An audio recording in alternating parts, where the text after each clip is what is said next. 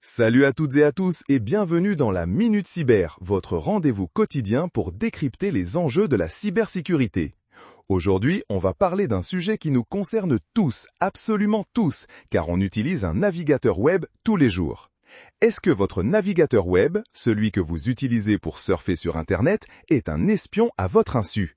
Pour en discuter et nous éclairer, j'ai le plaisir d'accueillir Alex, expert en cybersécurité. Salut Alex! Salut Jérémy et bonjour à tous les auditeurs de la Minute Cyber. Ravi d'être là pour parler de ce sujet crucial. On est ravi de t'avoir Alex. C'est vrai qu'on utilise nos navigateurs sans trop y penser, mais on entend souvent parler de collecte de données. Concrètement, comment ça se passe? Comment nos navigateurs collectent-ils des informations sur nous? Excellente question Jérémy. Il y a plusieurs mécanismes en jeu et ils fonctionnent un peu comme des détectives numériques. Les plus connus, ce sont les cookies. Imaginez que chaque site web que vous visitez vous donne un petit autocollant unique. Quand vous revenez sur ce site, ou même sur un autre qui collabore avec le premier, ils voient votre autocollant et savent que c'est vous. Ça sert à retenir vos préférences, votre panier d'achat, mais aussi, et c'est là que ça se corse, à vous suivre à la trace sur différents sites. Ah, les fameux cookies. On voit toujours cette bannière « Accepter les cookies ». Donc c'est plus qu'un simple rappel de mes identifiants de connexion, c'est ça? Exactement. Ce n'est pas juste pour votre confort. Ensuite, il y a les trackers, souvent invisibles. Ce sont des petits bouts de code, des pixels espions, des scripts intégrés à des sites web. Ils sont souvent hébergés par des entreprises tierces, comme des régies publicitaires, et leur but est de collecter des données sur votre navigation. Quel site vous visitez, combien de temps vous y restez, sur quels éléments vous cliquez. C'est comme si un détective vous suivait discrètement, de rue en rue, notant tous vos arrêts.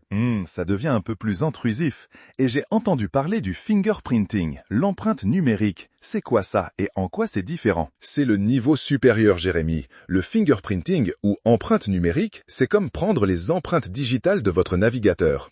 On ne vous donne pas un autocollant, on regarde une combinaison unique de caractéristiques techniques de votre appareil et de votre navigateur. La version de votre navigateur, votre système d'exploitation, la taille de votre écran, les polices de caractères installées, les plugins, même des détails sur votre carte graphique. En combinant toutes ces informations, on obtient une empreinte quasi unique qui permet de vous identifier même si vous supprimez vos cookies. C'est beaucoup plus difficile à éviter. Waouh, c'est assez sophistiqué. Donc toutes ces données sont collectées. Quels sont les risques concrets pour l'utilisateur? On parle de profilage, de ciblage publicitaire, mais ça va au-delà, n'est-ce pas? Tout à fait. Le premier risque, c'est le profilage.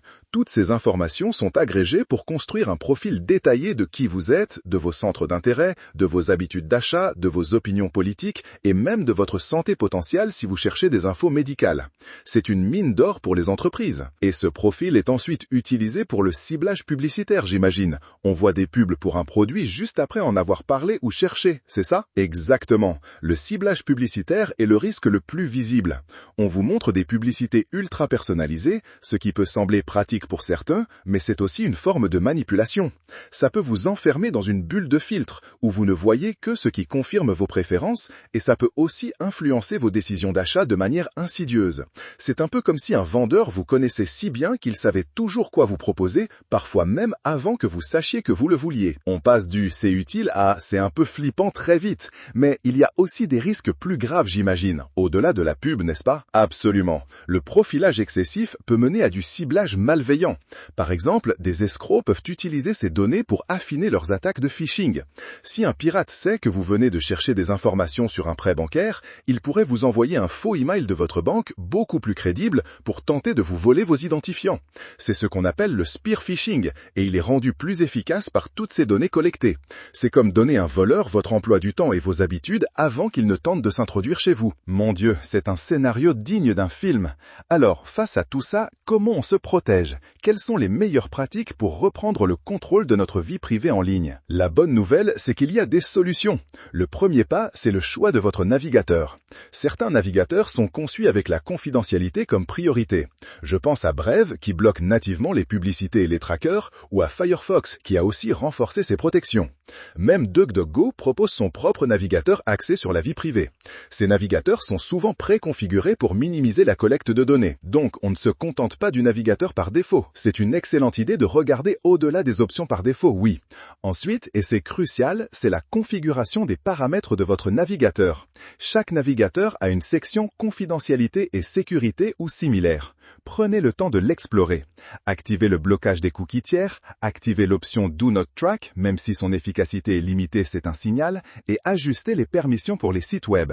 C'est un peu comme fermer et verrouiller toutes les fenêtres de votre maison avant de partir. Ok, on explore les réglages. Et les extensions, celles qu'on ajoute au navigateur. Oui, les extensions de blocage sont vos meilleurs amis. Je recommande vivement uBlock Origin pour bloquer les publicités et les trackers, et Privacy Badger de l'EFF, Electronic Frontier Foundation, qui détecte et bloque les trackers invisibles.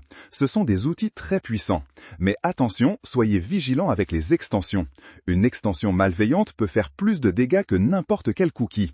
Ne téléchargez que des extensions réputées avec de bonnes évaluations et vérifiez les permissions qu'elles demandent avant de les installer. Si une extension de météo demande l'accès à tous vos sites web, c'est suspect. La vigilance est de mise, même avec les solutions de protection. Y a-t-il autre chose à faire régulièrement? Absolument. Un nettoyage régulier s'impose.